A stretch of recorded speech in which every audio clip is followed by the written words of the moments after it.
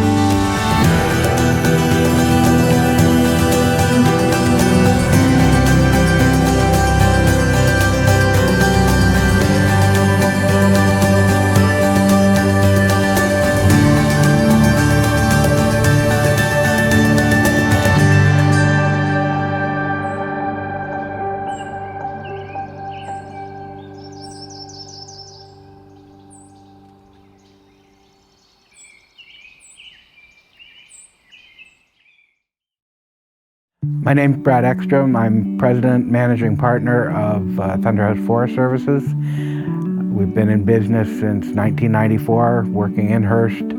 We started off planting. Our business has expanded over the years. We do a lot more than just tree planting now, but we started planting, we keep planting, we love planting. One of the sources of pride I have is this is my 33rd year being involved in tree planting. There's a huge amount of logistics that goes into tree planting. You move a whole camp, a small town, 80 planters and staff and cooks and tents and dining tents.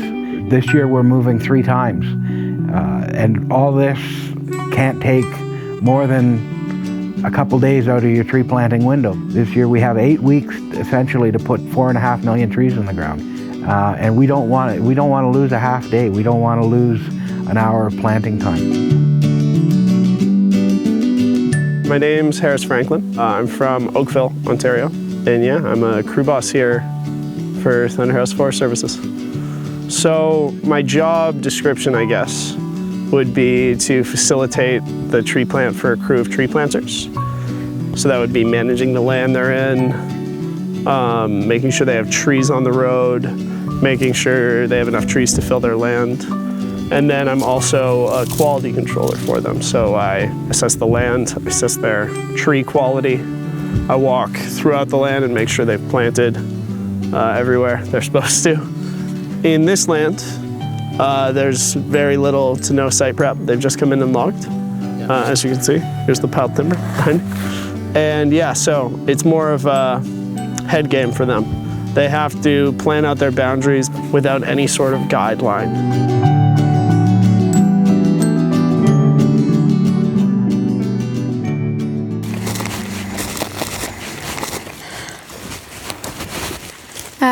So this type of land is called unscarified. This land is a bit more difficult to plant in that the planters have to cut the pieces themselves, manage the land themselves. So if you come a little bit this way, we can look at some planted trees. So this would be a good example. So this blue flagger indicates someone's boundary line. And here is a planted tree. Planters often drop flagger on the ground so they can see their trees easier, because these little trees often get lost in all of this rubbish and sticks. So this is a planted tree. Now ideally you would want a tree 7 feet forward from that, and 7 feet side spacing, and 7 feet behind us. So if there is missed land or a missed spot, I'll say, oh, you go back to your piece and I flagged an area that was missed, or an area that failed because your trees weren't deep enough in the hole, or you didn't close the hole properly, or you didn't screef enough. Because as you can see, there's a lot of, I would call this duff a lot of duff before you get to the exposed soil. So planters are expected to scree first to get to the exposed organic soil. Then they make their cut, put the tree in, and close it shut. And then we have radios to communicate with the tree guys, with the tree delivery guys, on what species we want. So oftentimes when we arrive to the block, we'll have a quick walk through. We'll say this looks pretty high and dry, so we can plant white spruce or jack pine. When we're in swampy areas, we look for swamp indicators, in which case we'll plant black spruce. Black spruce is your most versatile species. It can grow in high and dry or wet, whereas jack pine and white spruce are a bit more specific. A true tree planter, a good tree planter, has all three species going at a time. Sometimes you just look, you grab a little bit of both, so you can sort of change as the land changes. That way we get the dirty Thunder House ladle in there too. I'm Quinton Mills and I'm from New Zealand. I came to Canada about 4 years ago. I originally came here to snowboard, so the mountains are what brought me here. But I got a job offer from a friend of mine. She asked me if I wanted to come tree planting. I was out of money, I was being a ski bum, and I took the job. She put me into delivery, so I delivered for a few years, and then I moved up into camp boss, and that's pretty much how I got this job. I like the outdoors. Back home in New Zealand I do a lot of hunting, a lot of tramping, and I love it here. It's bigger than New Zealand. It's the great outdoors. There's bears, bears I would call them, and everyone laughs at me. There's moose, there's everything we don't have. It's big, it's grand, I love it. We're about halfway through our contract, I think. As of the paperwork I looked last night, we're at about 2.5 million trees. So we're just trying to have trees in front of them. We're trying to have land in front of them. That's it, we're here to plant the trees. Yeah, this is how we do it.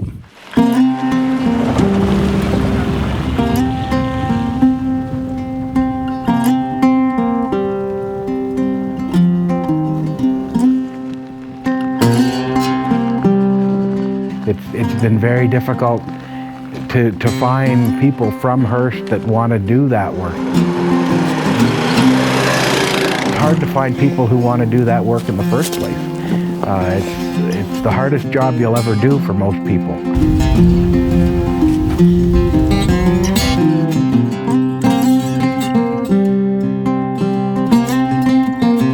So you make a little claw like this and you grab the tree out of your bag. You scoop it up in your hand like that.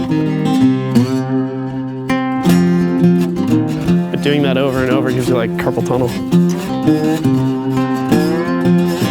As well as the tendons get overworked. Some people get tendonitis in their shovel hand from prying open all the time. Some people get tendonitis in their hands that they grab the trees with. Il y a une expression qui dit la cream. Quand on plante dans la cream, c'est un beau terrain noir. Tu rentres ta pelle du premier coup, tu mets ton arbre, tout va bien. Ici, là, on voit c'est assez vert, c'est assez rempli de branches, rempli de troncs. Fait que ça c'est pas de la cream. Ça, c'est plus difficile.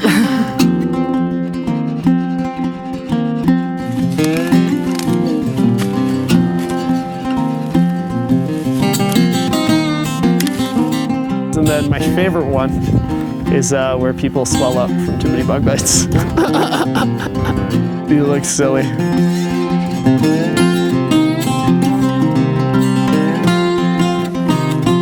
You know, you're here all week doing the same motion, hopefully 2,000 to 3,000 times a day.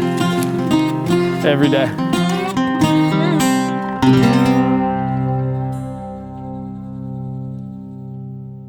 Et que moi, je suis de Montréal. Je suis venue faire du tree plant il y a 2 ans pour la première fois. C'est une amie qui m'avait encouragée à venir. Puis finalement, j'ai rencontré des bons amis. Puis j'ai eu beaucoup de plaisir. À ce moment-là, c'était plus pour partir en voyage que j'étais venue pour ramasser un peu de ça avant de partir. Puis je suis revenue 1 an et demi plus tard et je me suis trouvé un emploi dans mon domaine. Moi, je suis psycho-éducatrice. Et finalement, je m'ennuyais, la saison arrivait, fait que j'ai appelé la boss. Puis j'ai dit, j'ai 4 semaines de congé, est-ce que je peux venir faire du tree plant pendant mes vacances? Il a dit, ben oui, pas de problème, viens quand tu veux. Fait que je suis ici pour 4 semaines. Il me reste encore 2 semaines et demie. Puis qui sait, peut-être que c'est ma dernière saison. Peut-être que je vais revenir l'année prochaine. On sait jamais. Moi, mon nom, c'est Stéphanie. J'ai 22 ans, je suis étudiante. Puis, en fait, comme Ariane aussi, je suis venue pour la première fois il y a 2 ans faire du tree plant. Moi, c'était pour l'expérience, pour apprendre mon anglais. Je voulais me mettre en forme. J'aime le plein air. Je me suis dit, je vais aller planter des arbres. Puis, on m'avait dit aussi que c'est très difficile. C'est un espèce de défi là, pour moi de faire du tree plant. Donc, j'ai rencontré des personnes incroyables, extraordinaires. Puis c'est pour ça que je suis encore ici cette année. Là. J'avais besoin de sortir de la ville. On n'a pas Internet. On dort dans des tentes. On prend pas de douche. C'est un autre monde. Ça fait du bien de vivre ça, là. Cet autre monde-là.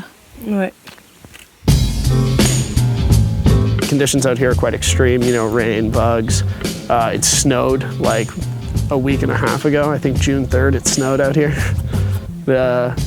Gets pretty, you know, harsh. We're out in the bush. And so like having a positive attitude, staying keen, staying excited to plant trees is a very important part of making money out here. They all thrive off, you know, that sense of camaraderie and competition and push each other to plant more trees and make more money. On a commencé à 7h30 ce matin. Avec le soleil, c'est fun qu'on arrive de bonne heure parce qu'il est rendu à midi, 1h, là, on manque d'énergie. Là, c'est dur, le soleil est fort, il fait quoi, 30 degrés Celsius? Là? Fait que c'est dur. Là. On a toujours faim, toujours soif. À 2h, il n'y a plus de bouffe, puis là... Il n'y a plus d'eau, il n'y a plus rien. Il n'y a plus de bouffe, il n'y a plus d'eau, on rampe.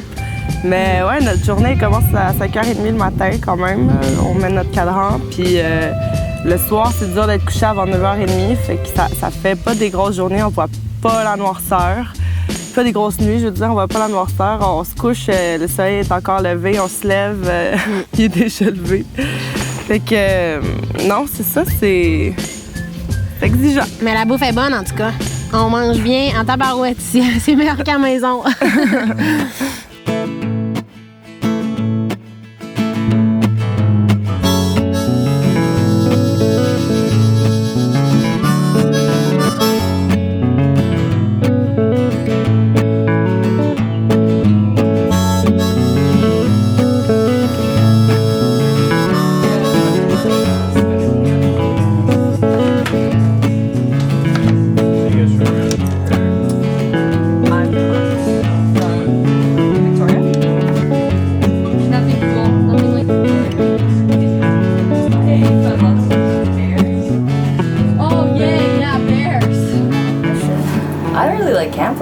It's really an interesting situation being out in the bush with a bunch of people that you don't really know, and you get to know people on a real level. And I've met a lot of friends out here that you probably wouldn't meet otherwise in the world. And it's 2 months of my year, so I come out for the job and the company, I guess.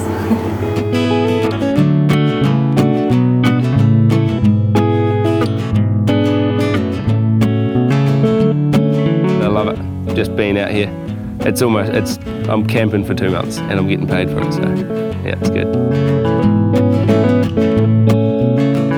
Puis on fait des semaines de 5 jours on, 1 journée off.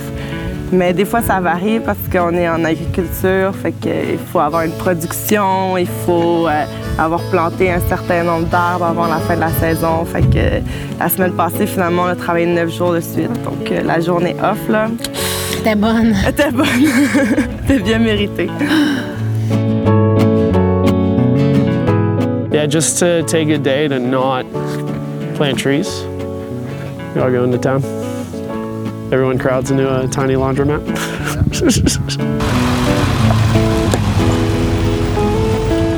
I think a lot of the time, especially in forestry communities like Hearst, the tree planters kind of get a bad rep just because, they come into town, they let off steam. That's the only side that's seen, but the reason they're letting off so much steam is because they're out here in the sun and the bugs and really trying to reforest this ground, really trying to put the trees back. So.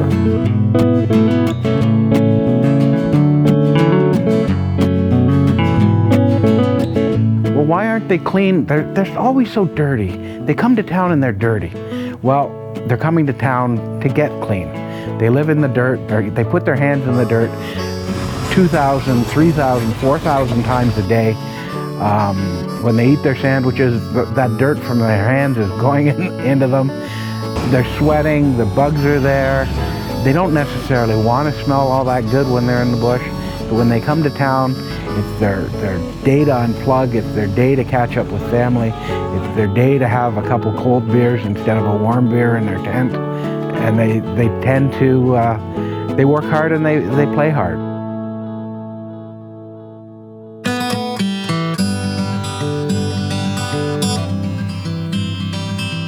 You meet all these new people, they're all different, and you get to know them, they become close to you, you know who they all are, you're with them every day and you teach them to become who they are, the good planters or bad planters, and I really like that aspect.